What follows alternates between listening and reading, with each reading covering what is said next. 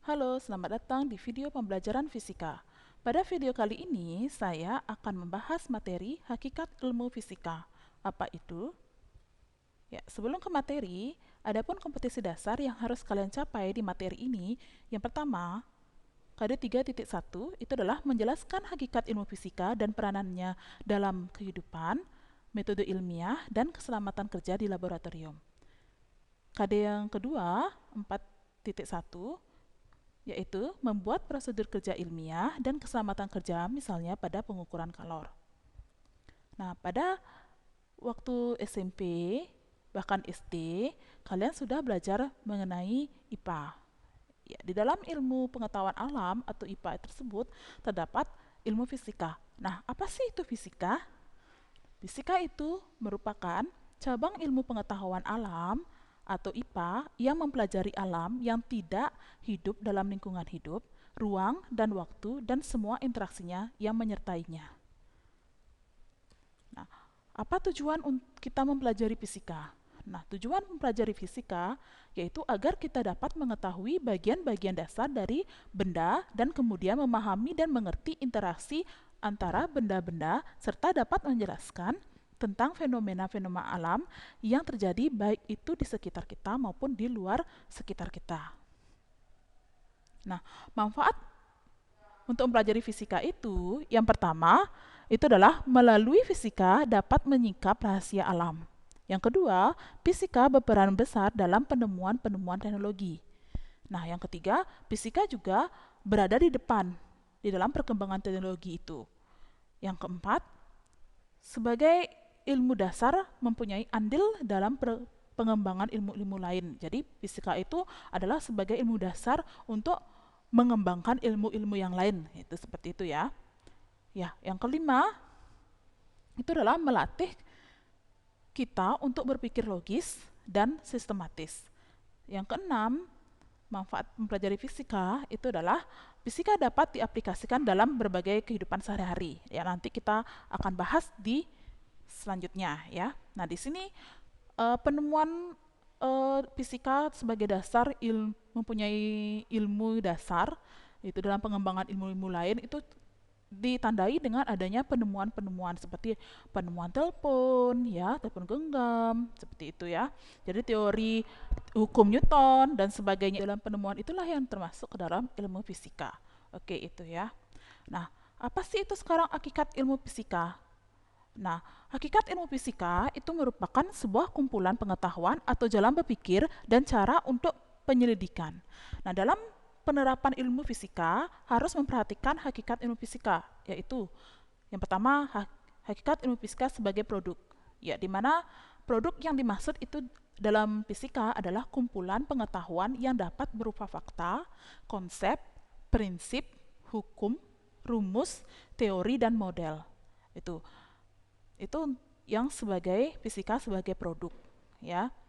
Nah, untuk fisika sebagai proses. Fisika sebagai proses itu merupakan semua jenis produk yang dihasilkan setelah kita mempelajari gejala alam yang melibatkan materi, energi, dan interaksinya melalui serangkaian proses. Proses tersebut meliputi langkah-langkah pengamatan, perumusan masalah, penyusunan hipotesis, melalui eksperimen, analisis data, dan penarikan kesimpulan. Nah, hakikat ilmu fisika yang ketiga itu adalah fisika sebagai sikap, di mana setiap langkah dalam proses membutuhkan sikap ilmiah yang baik, yaitu antara lain rasa ingin tahu, rasa percaya, kreatif, teliti, objektif, jujur, ya, terbuka, mau bekerja sama, dan mau mendengarkan pendapat dari orang lain. Nah, itu sangat penting ya dari kita di hakikat ilmu fisika itu. Nah, untuk metode ilmiah. Jadi, metode ilmiah itu adalah cara yang digunakan untuk membuktikan dari konsep fisika tersebut. Ya, yang pertama, objektif, yaitu sesuai dengan objek yang dapat dibuktikan dengan pengamatan, tidak berdasarkan atas persepsi peneliti atau orang lain. Seperti itu, ya. Nah, yang kedua, itu adalah metodik. Metodik di sini artinya pengetahuan itu didapat dengan melakukan cara-cara tertentu yang teratur dan terkontrol. Ya, dengan Misalkan dengan pengetahuan itu dengan diperoleh dengan eksperimen, ya, dengan penelitian-penelitian seperti itu. Yang ketiga itu sistematik.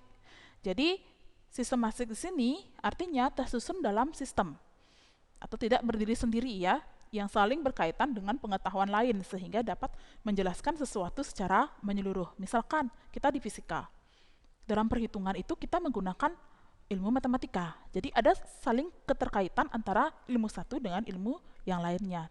Jadi fisika itu tidak berdiri sendiri, ya. Oke.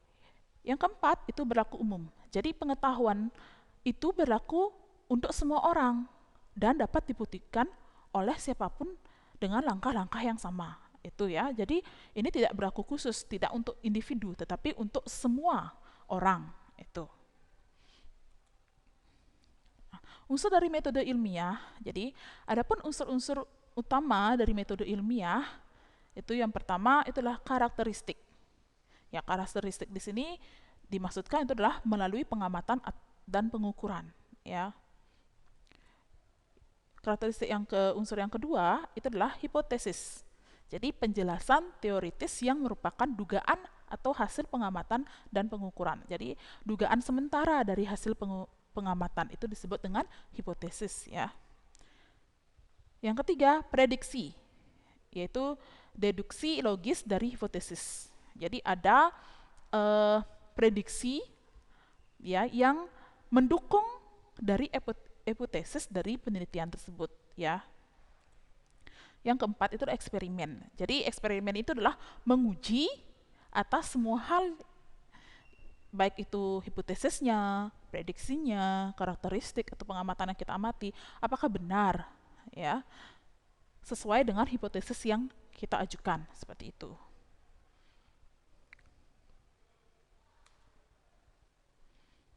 Oke. Selanjutnya itu mengenai kriteria metode ilmiah. Nah, yang pertama kriterianya itu berdasarkan fakta. Jadi keterangan yang ingin diperoleh dalam penelitian yang akan dianalisis harus berdasarkan fakta-fakta yang nyata, tidak berdasarkan hayalan, itu, ya. Jadi contohnya misalkan, ya, kita ingin mengukur luas sebuah meja, jadi kita harus melakukan pengukuran itu. Pengukuran kita harus mengukur, ya, mengukur meja tersebut supaya memperoleh luas dari meja tersebut berapa, seperti itu. Yang kedua, bebas dari prasangka, yaitu harus mempunyai sifat bebas prasangka, bersih dan jauh dari pertimbangan subjektif, ya. Yang ketiga, itu menggunakan prinsip analisis. Jadi semua masalah harus dicari sebab serta pemecahannya menggunakan analisis yang logis. Ya, semua kejadian harus dicari sebab akibat menggunakan analisis yang tajam. Itu. Nah, yang keempat, kriterianya dalam metode ilmiah itu harus ada perumusan masalah, antara lain dengan menyusun hipotesis. Jadi, hipotesis ini digunakan untuk memandu jalan pikir ke arah tujuan yang ingin dicapai, sehingga hasil yang ingin diperoleh akan mengenai sasaran yang tepat. Itu, ya. Yang kelima, menggunakan ukuran objektif. Ya, ukuran yang digunakan tidak boleh dengan mengandalkan perasaan atau menurut hati nurani. Ya, pertimbangan-pertimbangan harus dibuat secara objektif dengan pikiran yang waras, ya. Jadi tidak boleh kita menggunakan pada saat kita melakukan penelitian, kita tidak boleh menggunakan perasaan kita, tetapi kita harus menggunakan ukuran objektifnya, tidak subjektif, ya. Jadi itu. Nah, yang terakhir, kriteria yang terakhir itu adalah menggunakan teknik kuantitatif dan kualitatif. Jadi data yang didapat menggunakan data ukuran kuantitatif. Jadi tidak hanya secara tertulis tetapi juga secara sistematis, ya, dalam hitungan rumus kayak gitu. Nah, karakteristik dari metode ilmiah. Apa sih karakteristik dari metode ilmiah itu? Yang pertama, karakteristik dari metode ilmiah itu adalah bersifat kritis atau analitis. Jadi artinya metode menunjukkan adanya proses yang tepat untuk mengidentifikasi masalah dan menggunakan metode untuk memecahkan masalah. Yang kedua, bersifat logis, yaitu dapat memberikan argumentasi ilmiah. Jadi kesimpulan yang dibuat secara rasional berdasarkan bukti-bukti yang tersedia. Itu. Yang ketiga, bersifat objektif ya. Artinya dapat dicontoh oleh ilmuwan lain dalam studi yang sama dengan kondisi yang sama pula. Yang keempat, bersifat empiris. Artinya metode yang dipakai didasarkan pada fakta di lapangan. Jadi harus sesuai dengan fakta. Kita tidak boleh membuat metode ilmiah atau melakukan satu penelitian itu tidak berdasarkan fakta yang ada di lapangan, gitu ya. Yang kelima, itu bersifat konseptual, artinya proses penelitian dijalankan dengan pengembangan konsep dan teori agar hasilnya dapat dipertanggungjawabkan. Contoh nih misalnya, kita ingin membuat suatu meneliti ya, kita membuat balon udara. Ya, balon udara itu kita menggunakan prinsip apa?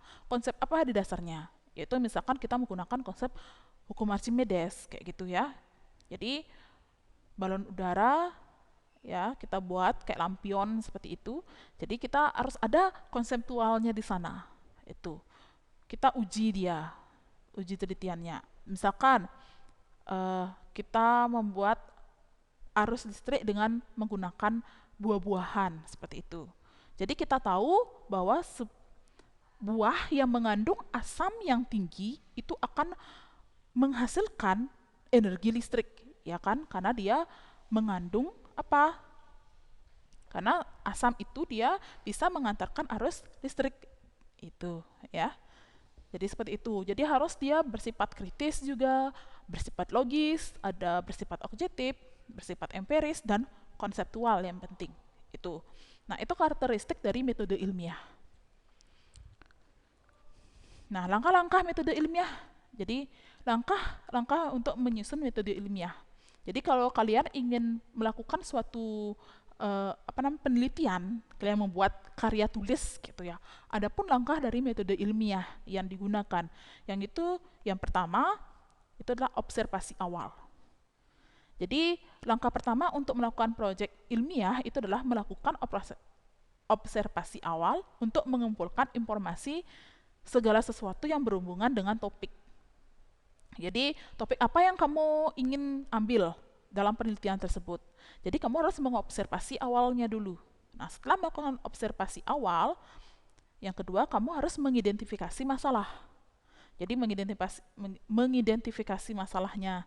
Apa sih yang kamu temukan dari observasi awal itu sehingga bisa kamu jadikan dia sebuah penelitian, ya.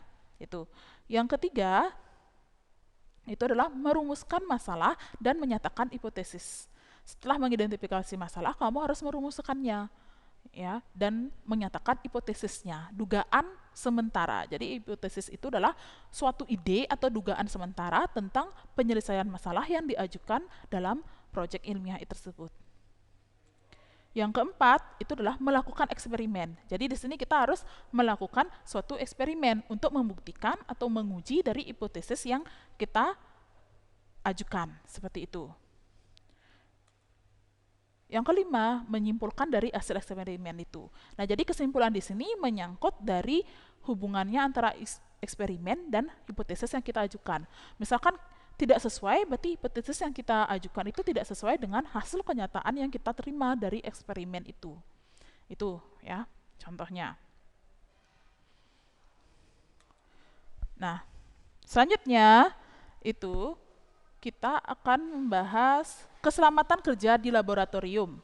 Nah, untuk keselamatan kerja di laboratorium, jadi nanti ketika kalian belajar fisika, kalian juga akan ada praktikumnya ya. Jadi kalian praktikum itu di laboratorium. Nah, jadi di dalam laboratorium itu kalian sangat penting menjaga keselamatan kalian di dalam laboratorium. Nah, apa saja?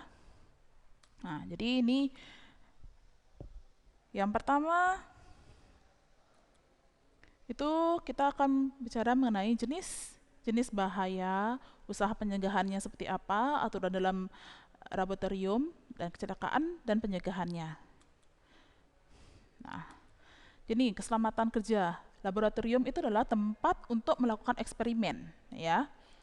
Jadi kita perlu menjaga. Jadi jenis-jenis yang bahaya dalam laboratorium itu, nah yang pertama itu ada terjadinya kebakaran.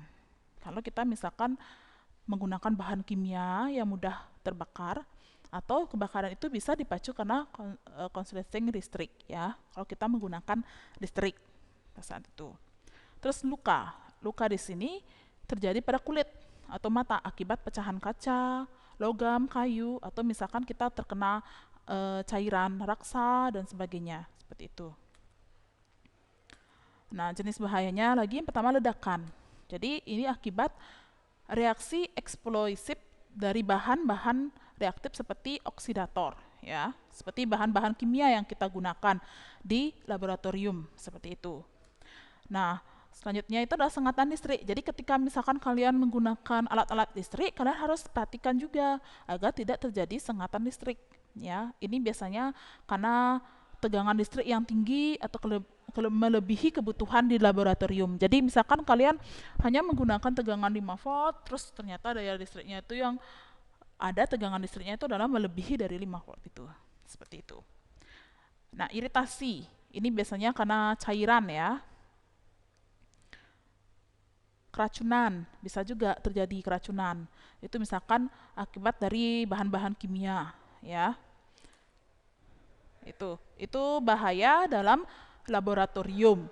Oke, selanjutnya yaitu mengenai usaha pencegahan kecelakaan di laboratorium. Nah, jadi ke usaha atau tindakan pencegahan kecelakaan di laboratorium yang paling baik adalah bersikap dan bertindak hati-hati. Pada saat kita bekerja, bekerjalah dengan baik dan teliti, tidak ceroboh, serta menaati segala peraturan dan tata tertib yang berlaku di dalam laboratorium itu ya. Nah, usaha pencegahannya itu adalah pertama menyediakan ember berisi pasir untuk mencegah kebakaran kecil, menyediakan alat pemadaman kebakaran, itu pasti ada di setiap laboratorium, menyediakan P3K ya, tidak mengunci pintu waktu laboratorium, menyimpan bahan-bahan berbahaya di tempat yang khusus. Yang keenam, pengadaan latihan-latihan cara mengulangi kebakaran. Yang ketujuh, menggunakan tegangan listrik yang rendah. Itu. Oke, aturan di laboratorium. Ada aturan umum. Apa saja? Itu yang pertama, siswa tidak boleh masuk tanpa seizin guru. Yang kedua, hendak menggunakan jas praktikum. Jadi nanti kalau kalian di laboratorium itu kalian akan menggunakan jas praktikum ya, ada bajunya khusus. Terus bacalah semua petunjuk untuk melakukan semua eksperimen. Nah, yang selanjutnya itu adalah pada saat kegiatan praktikum berlangsung dilarang makan dan minum. Yang kelima, dilarang menyalakan api. Yang keenam, menggunakan alat-alat sesuai dengan petunjuk dan seizin guru. Yang ketujuh, setelah selesai, kembalikan alat-alat ke tempat semula dan keadaan bersih dan rapi. Yang kedelapan, cucilah tangan setelah melakukan kegiatan. Yang kesembilan, bersihkan meja kerja dan ruang laboratorium setelah kegiatan selesai. Yang kesepuluh, kontrol lagi semua peralatan dan pastikan semua ke dalam keadaan aman. Itu ya, aturan dari laboratorium. Itu aturan umumnya biasanya. Untuk aturan umum ya. Nah, jadi di sini untuk jenis kecelakaan yang mungkin terjadi ya. Itu yang pertama itu biasanya cara pencegahan dan penanggulangan kejutan listrik ya. Kecelakaan yang mungkin terjadi di laboratorium fisika itulah kebakaran dan adanya kejutan listrik. Ya. Itu pertama, cara menanggulanginya itu adalah menyediakan pemutus arus yang dekat dengan jangkauan. Yang kedua, mengetahui tata letak kabel. Jadi jangan sembarangan mencolokkan stop kontak itu ya. Terus yang ketiga, mengetahui kesesuaian tegangan yang akan digunakan dengan kemampuan alat yang akan digunakan. Yang keempat, memastikan semua kabel terhubung sempurna. Yang kelima, memberikan petunjuk pada penggunaan laboratorium sebelum melakukan kegiatan yang berkaitan dengan arus listrik.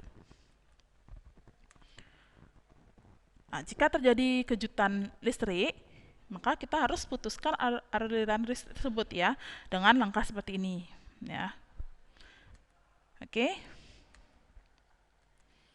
Nah, pencegahan dan penanggulangan kebakaran. Jadi karena biasanya kebakaran itu dipicu oleh oksigen ya, unsur oksigen, panas dan bahan bakar yang ada di laboratorium tersebut. Nah, cara mencegahnya itu adalah menjauhkan bahan yang mudah terbakar. Ya, ini ya ada 5 Jadi memastikan selalu tersedia sumber air. Jadi di laboratorium itu pasti ada airnya, ada pemadam kebakaran, ya. Itu. Oke, cara penanggulangannya itu apabila api membesar segera dipadamkan. Kalau misalkan apinya yang baru timbul, segera dipadamkan dengan karung basah atau selimut api, itu juga bisa. Yang ketiga, menggunakan alat pemadaman kebakaran. Ya. Nah, peran fisika. Jadi di sini peran fisika dalam kehidupan kita sehari-hari itu yang pertama itu di bidang industri, ya. Ini banyak sekali penemuan-penemuan baru dalam dunia industri yang melalui penelitian fisika. Itu salah satunya penemuan AC, ya. Itu memanfaatkan ilmu fisika, yaitu adalah teori hukum termodinamika. Ini akan kalian pelajari di kelas 11 biasanya dapat, ya. Yang kedua, di bidang teknologi. Jadi kalau di bidang teknologi, dalam perkembangan teknologi, fisika sangat berperan besar dan banyak sekali peralatan dan teknologi canggih yang menggunakan konsep dasar dari hukum fisika. Misalnya apa? Contohnya misalkan itu adalah penggunaan lampu TL, ya. Jadi itu dari lampu di jalan itu biasanya itu lampunya kan otomatis, jadi ada sensornya, sensor cahaya. Begitu gelap, ya, walaupun belum malam, tetapi mendung, cuaca mendung, pasti lampu jalan itu akan menyala. Jadi itu menggunakan sensor listrik, ya. Ya, jadi konsep gelombang elektromagnetik digunakan itu ada misalkan monitor komputer, layar LCD, ya. Itu juga menggunakan konsep dari fisika. Yang ketiga, bidang transportasi. Yaitu dalam bidang transportasi, ya, misalkan adanya penemuan lift, motor listrik, ya, itu menggunakan konsep fisika. Ya, jadi di sini kalau lift itu dia menggunakan konsep keseimbangan benda tegak dan hukum Newton itu. Yang keempat, di bidang telekomunikasi. Jadi penemuan berbagai peralatan di telekomunikasi dari yaitu misalkan telepon, ya, internet, handphone, itu semuanya menggunakan atau memanfaatkan hukum fisika yaitu berkaitan dengan gelombang, ya. Yang kelima, itu adalah bidang pertanian. Dalam bidang pertanian, sistem pengairan menggunakan pompa yang juga memanfaatkan hukum fisika, ya. Pengairan yang menggunakan pompa itu termasuk dalam hukum fisika, ya. Jadi dia menggunakan hukum asas Bernoulli, ya, fluida di sana. Nah, yang keenam itu dalam bidang kedokteran. Jadi di kedokteran juga kita ada sangat peran fisika itu sangat penting, ya. Di antaranya itu ada CT scan, ya, misalkan kamu ronsen itu, ya, radioterapi itu menggunakan dari ilmu fisika. Nah, itu yang ketujuh itu adalah bidang energi. Di bidang energi, peran fisika dalam bidang energi itu yang pertama penemuan energi listrik, ya, penemuan energi listrik yaitu tadi PLTS, pembangkit listrik tenaga surya, ada yang menggunakan dari energi alternatif lainnya, seperti itu, ya. Nah, itu materi tentang hakikat ilmu fisika. Sampai di sana, ya. Jadi sampai di sini, terima kasih. Sampai bertemu di video selanjutnya. Terima kasih.